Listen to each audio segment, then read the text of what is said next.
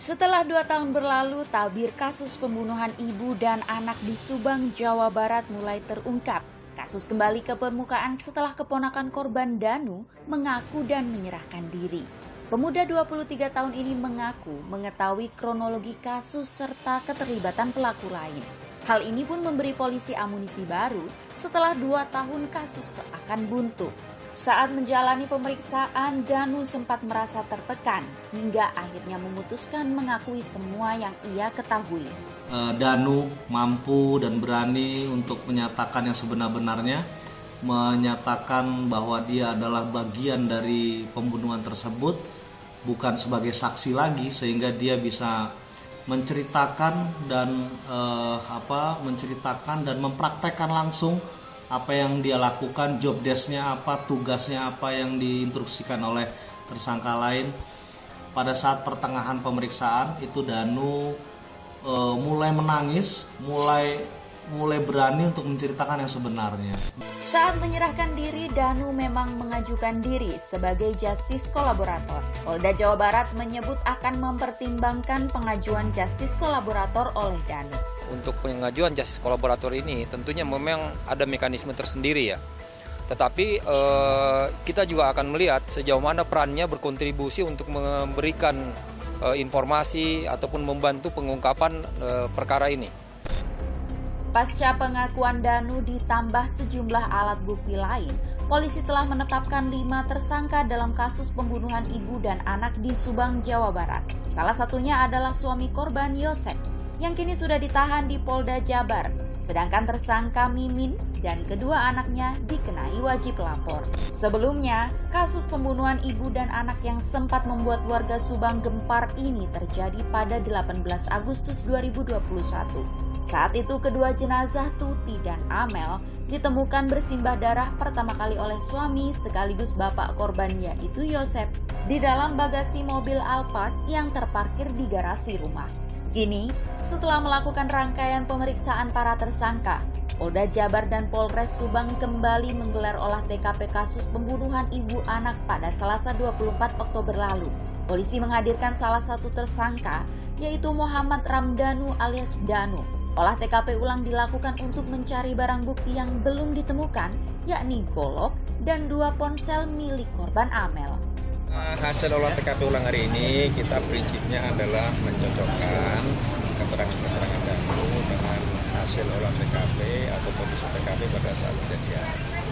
Jadi kita hadirkan dari lapor, kemudian dari Inavis juga, dan ini sudah sesuai. Tadi baru sarung golok ya, sarung golok dengan casing telepon seluler tadi ada. Sampai tadi apa lagi, tapi itu belum ada hubungan dengan TKP. Ironisnya, jauh sebelum penetapan tersangka, Yosep, suami korban, sempat meminta polisi segera mengungkap kasus pembunuhan istri dan anaknya. Yosep bahkan sampai menyurati Presiden Joko Widodo. Saya sekali lagi tidak mau berspekulasi, tetap kita percayakan. Memang dari awal sampai sekarang pun saya itu masih mempercayakan keputusan segala sesuatu hanya kepada penyelidikan dan penyidikan kepolisian. Itu aja. Percaya 100%. Terkait motif pembunuhan, hingga kini polisi masih belum mengungkapkan secara tegas. Namun tim kuasa hukum Danu menduga persoalan harta dan masalah yayasan jadi motif pembunuhan Tuti dan Amel. Kliennya menyebut Yosep sempat mengeluh pada Danu karena ia tidak lagi mengelola yayasan dan mendapat uang dari pengelolaan yayasan yang ketika itu dikelola oleh Tuti dan Amel. Awalnya Danu diajak begitu ya, dikasih instruksi. Itu kan pada tanggal 17 malam gitu. Danu diminta oleh tersangka Z ini untuk membantu memberikan pelajaran. Nah, pelajaran saja, bukan hal lebih untuk membunuh dan seterusnya, tapi memberikan pelajaran karena sebelumnya ini pada tanggal yang sama itu, pada hari yang sama itu, tersangka Y ini di tempat pecel lele itu curhat kepada Danu begitu loh, bahwa wah sekarang sudah tidak megang yayasan, uang dijatah dan seterusnya. Jadi memang motifnya kalau kami menduga adalah motif masalah yayasan atau masalah harta dan seterusnya begitu. Tuding adanya konflik dalam pengelolaan yayasan sekolah yang menjadi pemicu pembunuhan, Mimin yang merupakan istri kedua Yosep sekaligus salah satu tersangka pun membantah. Cuman waktu itu 2 tahun jadi bendahara. Dari 2009 sampai 2011, setelah itu sudah lepas. Nggak ada ini lagi terkaitan sama yayasan. Mimin juga